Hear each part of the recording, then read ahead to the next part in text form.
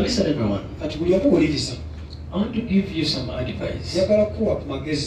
I want to give you some very good advice. I want to advise everyone. I want you to listen very carefully. Listen very carefully. Listen very carefully. You see, when you go on social media, you're going to find so many different controversial stories.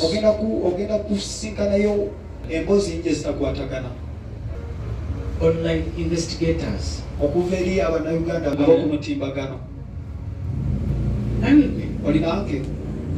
Who think they should investigate everything. Are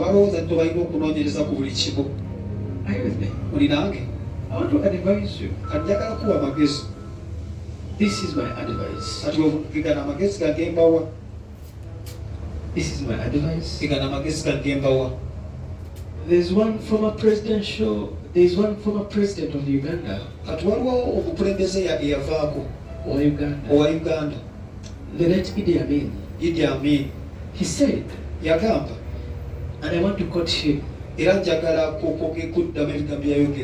He said, freedom of speech does not guarantee you freedom after speech.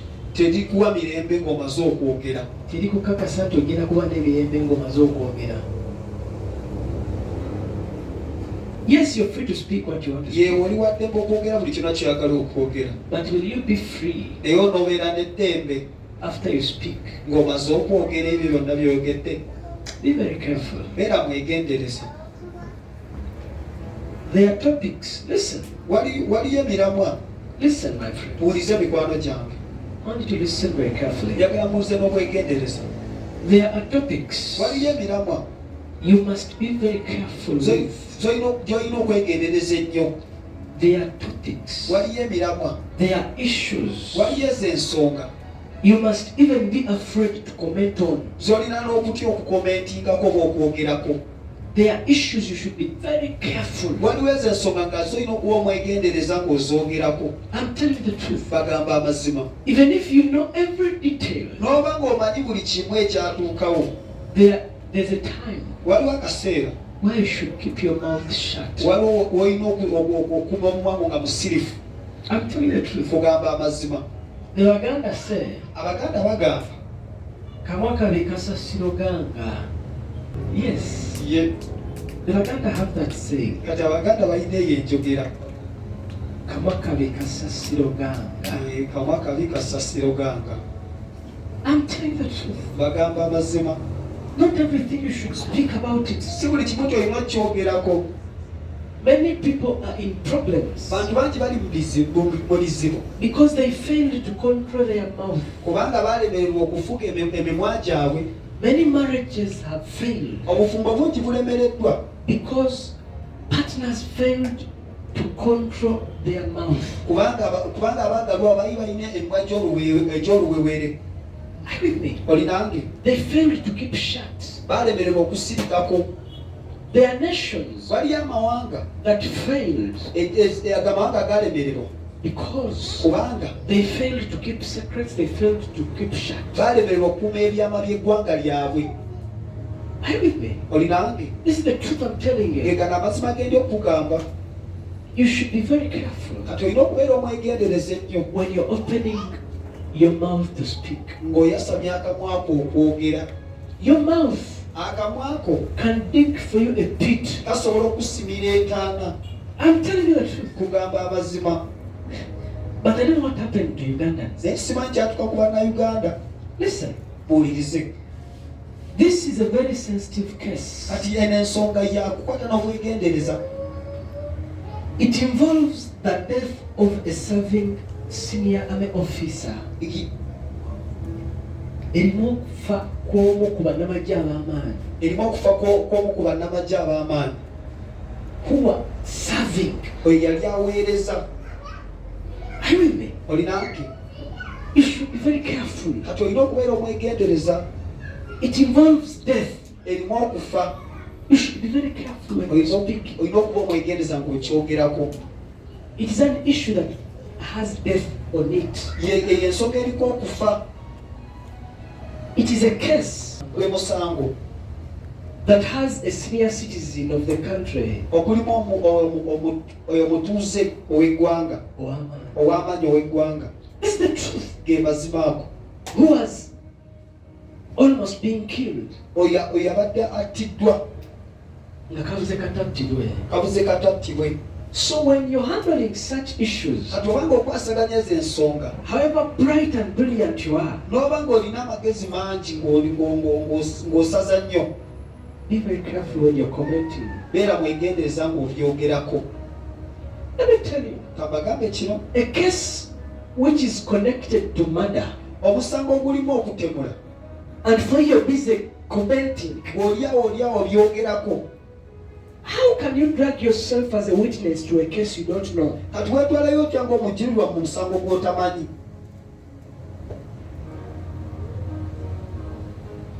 Because you want people to know that you're so bright. Kubanga oyagala abantu bamanye nti nobaddayo gw'osaza nnyo.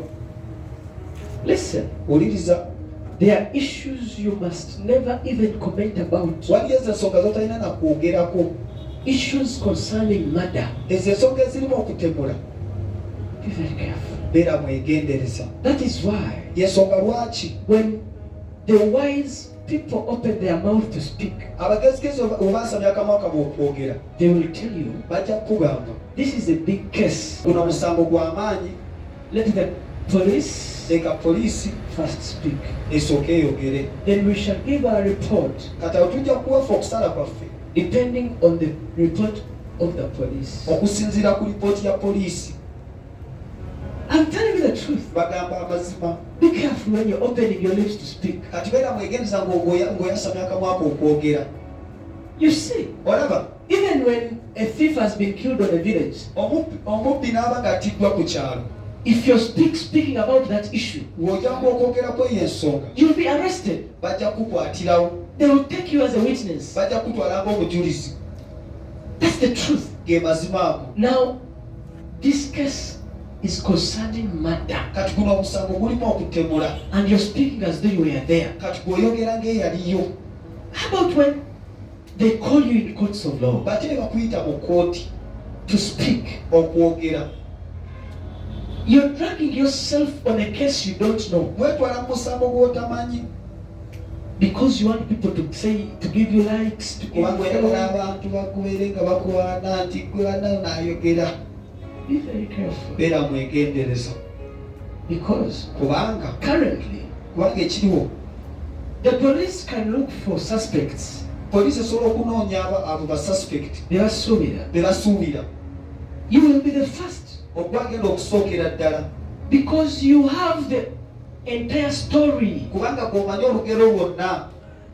When an issue is concerning murder, Kati ensonga ebanga erimu okufa, whether you're saying they shot and killed, onaoba nga muno bamukubye amasasi ne bamutta, whether they are saying what and what, baba nga bagamba kiki, beera ng'osirise. don't take yourself to a case you don't know. Kati tewetwala mu musango gw'otamanyi. You're speaking because you had so and so speak. Oyogera lwakuba nti wawulidde oli n'oli abyogerako. Now you want to speak and show that you know more. Naawe oyagala oyogere nti nno obimanyi nnyo. Be very careful. Beera mwegendereza. Don't be a target Katobeera target in a story you don't know. olwo olugero lw'otamanyi. Let me tell you. Kabagambe ki? You see this country, Olaba lino eggwanga it can appear to be very big. lirabika ng'eddene, That for you to move from here to Mbarara, you can travel and get tired. nti okuva wano otuuke Embarara tosobola okutambula nga onookoowa. But when the police is looking for you Ne poliisi webanga ekunoonya on a case concerning murder, ku musango oguliko okutemula, this country can be very small. balina erino eggwanga liyinza okufundira. This is the truth. Ge mazima gano. How can you begin commenting on a story that has murder Kati otandika otya okwogera ku musango ogulimu okutemula, when you're not a prosecutor, ate nga toli munnamateeka, you're not a judge? toli mulamuzi? How? Otandika otya? Be very careful, Beera mwegendereza, because kubanga when such a story happens, kati olugero bwe lutyo lutuukawo, Usually, all investigators are looking for the suspects. And for you, they are describing as though you were on the crime scene. Now they will take you. And you blame the government. And you begin blaming the police. Don't show that you know more than you know. This is the truth. Let me tell you, there's a time in life when you want to speak about something, when you feel like you're entitled to speak, but analyze. What case am I commenting on?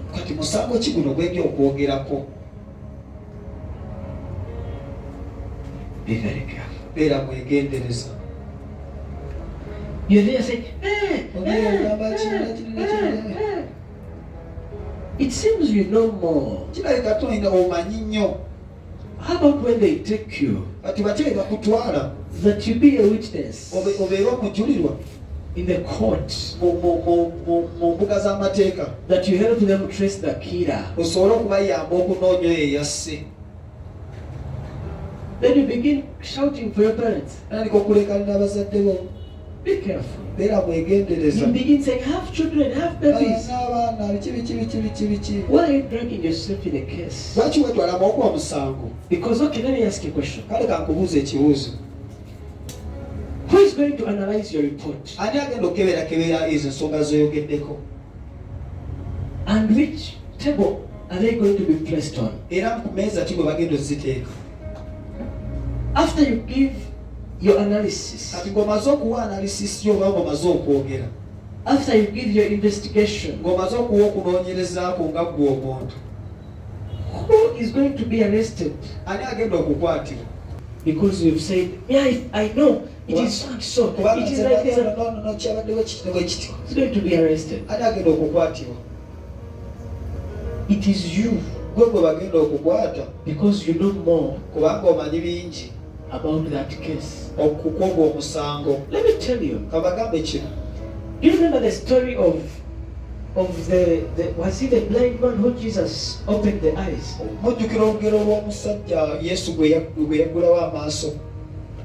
The one the intellectual sang about.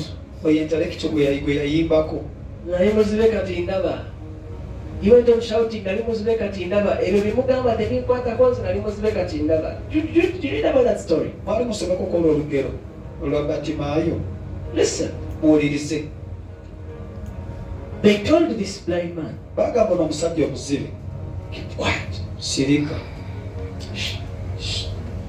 He said, no, you cannot intimidate me. I was blind, but now I can see. That man prayed for me. You know what happened? Later, because they wanted to stop that information from spreading, that man was arrested. And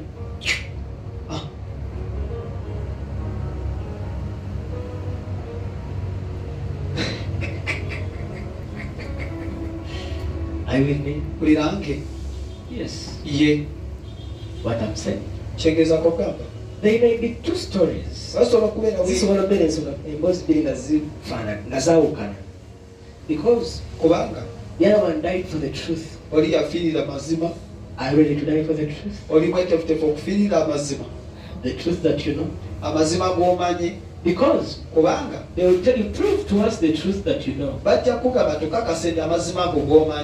Now listen. There's a video I saw. The man was explaining to you how the gun works. I said, is this man safe? You know how the gun works when you're a civilian. How can you explain that this gun is like this, this one? Kati onyonyola ki ati n'emmundu eri bw'eti ne bw'edda? How do you explain it to the courts of law? Kati onyonyola ki bannamateeka? That when you're shooting with a pistol, Gy'obanga okuba amasasi ne pistol, this is how it should go. ekuba bw'eti ne bw'eti. When you're a civilian, Ng'oli civilian, ng'oli muntu wa bulijjo, you're explaining how the AK-47 works. onyonyola engeri AK-47 gy'ekolamu omuntu w'obulijjo. Bajja kugamba weekojja. Because you will be an ADF. Kubanga ojja kubeera ng'ofuuse ADF. How do you know how a gun works? Kati omanyi otegeera emmundu gy'ekolamu. Because Kubanga you cannot say that you watched in a movie. tosobola kugamba nti onagiraba mu firimu. Because movies don't give you all that detail. Kubanga firimu tezikuwa buli kimu ekikwatagana ku mmundu. That when you shoot with a pistol, Nti w'okuba essasi ne pistol, the bullet will go like this. essasi lijjagenda bweriti, And it will hit like this. era lijjagenda bweriti. That is classified information meant to be with only professionals. Kati obubaka obw'omunda bulina okubeera n'abo ba professional bokka bannamagye. Now you're showing yourself that you're skilled. Kati gw'olaga nti nno bannaye gw'oli mubangufu. You're saying if he stood like this, the bullet would have, this is true. Ge mazima sasa oli If it was AK-47, it would have. You know about AK-47? Okay, come. kale jangu You onnyonnyola. see, police is and I tell you, Poliisi omanyinnyange egamba come jangu and you make a statement. jangu okola statement. When you reach there to make a statement, Watuuka eyo okola statement towaviyangu. be very careful. Beera bwegendereza. That is the truth. Ge mazima. When you're giving your analysis, Kati obanga oyogera ku bintu bye, be very careful beera mwegendereza. not to comment Oleme kwogera nnyo. about certain issues. Olw'okwogera ennyo ku bintu ebimu. I've also not talked about him. Nange sibyogeddeeko. Because Kubanga I'm not the police, sinze poliisi, I'm not the courts of law. siri mbuga z'amateeka oba siri na w'amagye. We are only waiting for the right channels Tetulindirira mikutu emituufu to tell us. okutugamba. Listen, Oliriza, if the qualified people tell us this is what happened, kati abantu abalina okutugamba ekino tugamba nti kiri when kitya. the qualified people, abantu abamanyirivu, Abantu abamanyirivu when they tell us this is it, bwe batugamba nti kino kyekiro ekyabaddewo, me who is not qualified, kati nze atali mumanyirivu, I only know how to open the Bible. nze mmanyi kubikula bayibuli yokka, I don't know how to play the keyboard. simanyi kukuba nnanga eno, I don't know how to play drums. simanyi kukuba na bivuga, I don't know how to play the bass guitar. simanyi kuzannya besigita. Huh? How can I analyze things which are not in the Bible? Kati ntandika okwogera ku bintu ebitalina mu bayibuli. Okay, open Matthew chapter 2 verse 3. Kati obikole Matayo essula ya Kubiri, 2, olunyiriro lwokusatu. olunyiriro lwokusatu. When you open there, Kati wabikula eyo awo you will see that the AK-47, ojja kulaba tino eyo AK-47.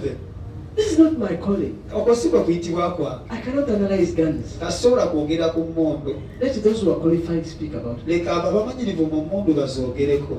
Are you with me? Muli nange? If I am careful, be very careful. Kati embeera nga nze ndi mwegendereza naye beera mwegendereza ng'oyogera ku bintu ebimu.